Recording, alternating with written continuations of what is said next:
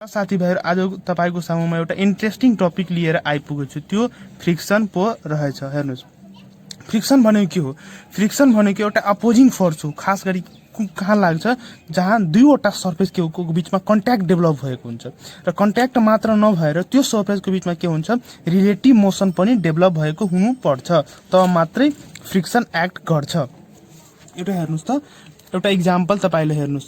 मानुस् यो तपाईको कुनै एउटा टेबल छ, टेबलमा मैले एउटा कुनै बक्स, सानो बक्स मैले राखे। अब हेर्नुस्, यो टेबलमा यो बक्स राखेपछि यसको त केही वेट होला। मानुस् यसको वेट 200 न्यूटन छ, दैट इज यसको मास मैले कति माने 20 केजी। अब के गर्नुस्, अब यसको यतातिर कति लाग्यो, त्यसको वेट लाग्यो 200 न्यूटन। अब यो दुवै सर्फेस, दैट इज यसको फ्री बडी डायग्राम यस्तो हेर्नुस् त, यो तपाईको भइसक्यो बक्स र एउटा यो दुवैको बीचमा सर्फेस जुन छ नि कन्ट्याक्टमा, यो मैले अझै क्लियरली यसलाई बुझाएको छु फ्री बडीबाट। यसको अपोजिटमा लाग्छ। मानुस् यता मैले यताबाट फोर्स लगाए यो बडीमा, यदि अगाडितिर फोर्स लगायो भने पछाडितिर नै फ्रिक्सन फोर्स डेभलप हुन्छ र त्यो पनि टेन्जेन्सली डेभलप हुन्छ। यदि मैले अगाडितिर लगाए भने पछाडितिर अपोजिट, त्यस भनेको मोसनको अपोजिट डाइरेक्सनमा नै कहिले फ्रिक्सन फोर्स लाग्ने गर्दछ। अब म एउटा इम्पोर्टेन्ट कन्सेप्ट दिन गइरहेको छु। अब हेर्नुस्, यो वेट कति थियो तपाईको 200 न्यूटन। मानुस् हामीले के गर्यो कि फर्स्टली 2 न्यूटन फोर्सले यो बडीलाई यो डाइरेक्सनमा, दैट इज पी डाइरेक्सनमा, अगाडितिर डाइरेक्सन मैले पी फोर्सले मैले यो बडीलाई धकाल्न खोजे। अब हेर्नुस्, हामीले लगाए 2 न्यूटन फोर्स, त्यसको वेट छ 200 न्यूटन। हामीले एप्लाइड फोर्स यदि जति त्यसको वेट छ त्यो भन्दा लेस भयो भने बडी के हुन्छ, मुभ गर्न सक्दैन। तसर्थ हामीले के बुझ्यो, अब यो 2 न्यूटन फोर्स लगायो, अब बडीमा कहाँ गयो, बडी मुभ गरेन भने त्यो फोर्स त कहीँ त युज भएको हुन्छ। तसर्थ के हुन्छ, यो फोर्स त यसको टेन्डेन्सी के हुन्छ, बडीलाई मुभ गर्न, तर मुभ गर्न सकिरहेको छैन किनभने त्यसको मैग्निट्युड कम छ, वेट भन्दा तर कम।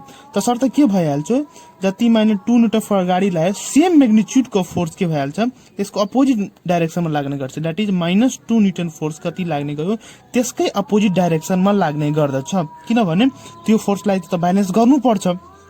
तसर्थ हेर्नुस्, हामीले एउटा -2 न्यूटन को एउटा फोर्स डेभलप भयो, त्यही फोर्सलाई के भन्छ, फ्रिक्सनल फोर्स हामीले भन्न गर्दछौं।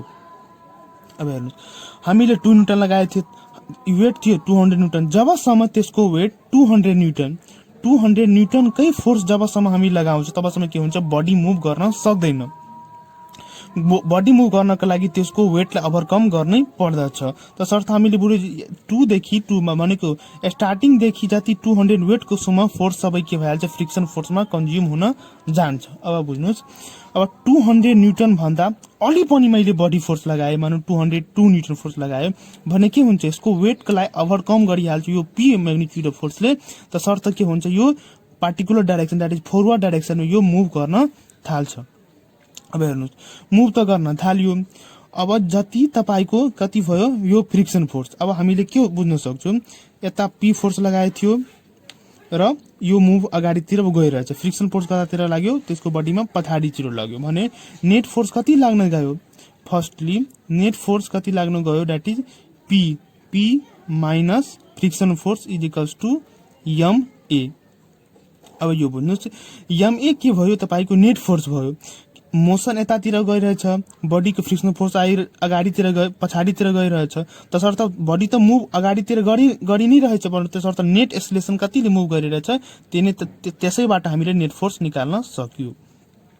तसर्थ तर इनिशियली स्टेटमा के थियो, इनिशियली कन्डिसनमा तपाईको के थियो कि बडीमा के थियो, एक्सेलरेसन प्रोड्युस भइरहेको थिएन, किनभने बडी त रेस्टमै थियो, किनभने वेटलाई त ओभरकम गर्न सकिरहेको थिएन। तसर्थ बडी स्टेटमा सुरु इनिशियल स्टेटमा जबसम्म बडी कुनै पनि रेस्टमा हुन्छ, P minus FR equals to 0, that is जति पनि एप्लाइड फोर्स छ त्यो सबै के भइहाल्छ, फ्रिक्सनलको टर्ममा युज भइहाल्छ र फ्रिक्सनल फोर्स कसरी लाग्छ, टेन्जेन्सियली नै लाग्ने गर्दछ। अब हेर्नुस्, अब हामीले एउटा कुरा यो इक्वेसनबाट माथिको कोटेसनमा एउटा कुरा बुझ्नुस्, यदि यो त छैन कि फिक्स कि हामीले एसलेसन लगायो, एसलेसनको भोलि पोजिटिभ पनि हुन सक्छ, नेगेटिभ पनि हुन सक्छ। That negative acceleration in this case त्यसलाई के भन्छ, रिटार्डेसन केस भन्छ।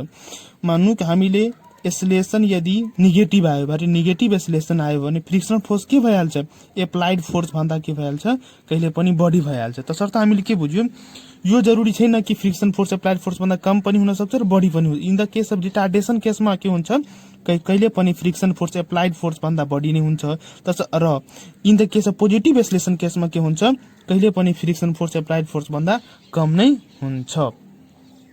अब यति पढिसकेपछि हामीले अब के पढौं, टाइप्स अफ फ्रिक्सन। फ्रिक्सनको टाइप्सहरू के छन्। फर्स्ट 3 वटा टाइप छ।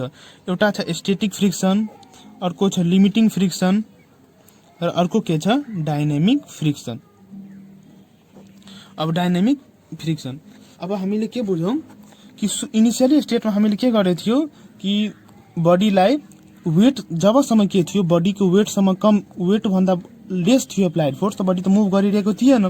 तसर्थ इनिशियली त्यो अवस्थामा कति फ्रिक्सन डेभलप भयो, त्यसैलाई के भन्छ, static friction. That is static before body come in motion. जबसम्म बडी मोसनमा आउँदैन, अथवा यसलाई के भन्छौँ, अथवा बडी रेस्टमा अवस्थामा जुन अवस्थामा हुन्छ, त्यति बेला जति फ्रिक्सन लाग्यो त्यही फ्रिक्सनलाई के भन्छ, तपाईको स्टेटिक फ्रिक्सन भन्न गर्दछ।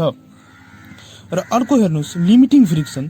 यसलाई के भन्न सक्छ, म्याक्सिमम स्टेटिक फ्रिक्सन पनि भन्न गर्दछ। म्याक्सिमम स्टेटिक फ्रिक्सन यो कुन अवस्थामा लाग्छ, जब हामीले ठ्याक्कै 200 न्युटन लगायो भने 200 न्युटन लगाएपछि बडी अब के गर्नु पर्यो, मुभ गर्ने अवस्थामा आइपुग्यो भने जस्ट कम्स टु मुभ, त्यो अवस्थामा के भन्छ, लिमिटिङ फ्रिक्सन भन्दा गर्दछ। जुन त्यति बेला फ्रिक्सन प्रोड्युस भयो त्यसलाई।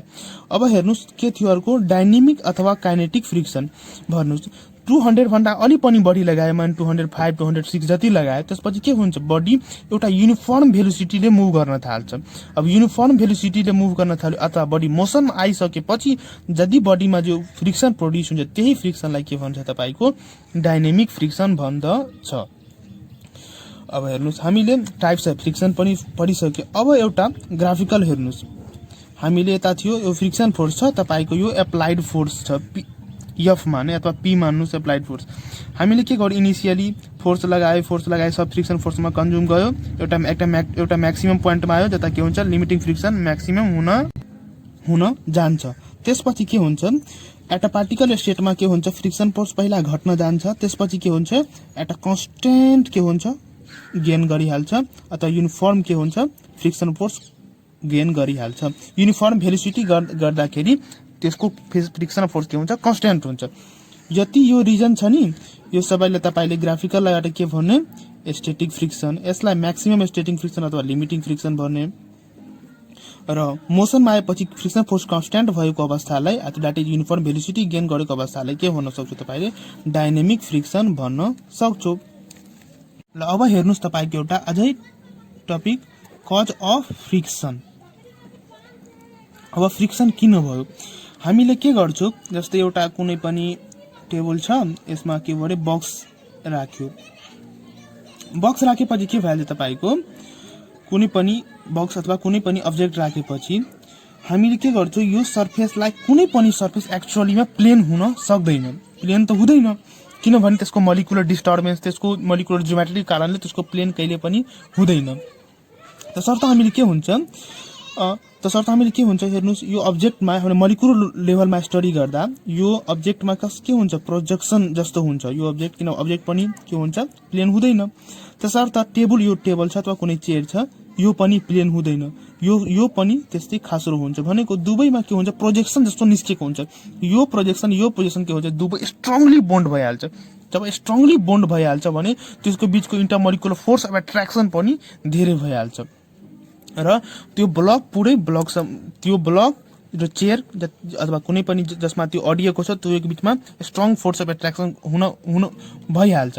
तसर्थ हामीले के गर्छौं, त्यो फोर्सलाई लगाउँछु। अब हामी माथि पनि हेर्यो कि त्यो कम छ कि बढी छ, यदि बढी भइसक्यो भने मुभ गर्न अवस्था थाल्छ, कम छ भने त्यो मुभ गरिरहेको छैन। तसर्थ के हुन्छ, त्यही बोन्डलाई ब्रेक गर्नको लागि जति फोर्स लागिरहेको हुन्छ त्यही के हुन्छ एज अ रिजल्ट फ्रिक्सनमा प्रोड्युस भएको हुन्छ। ल साथीभाइ, आजको यो एउटा इन्ट्रेस्टिङ टपिक सिद्धियो। म अझै अगाडिको इन्ट्रेस्टिङ टपिक यस्तै लिएर आउँदै गर्छु।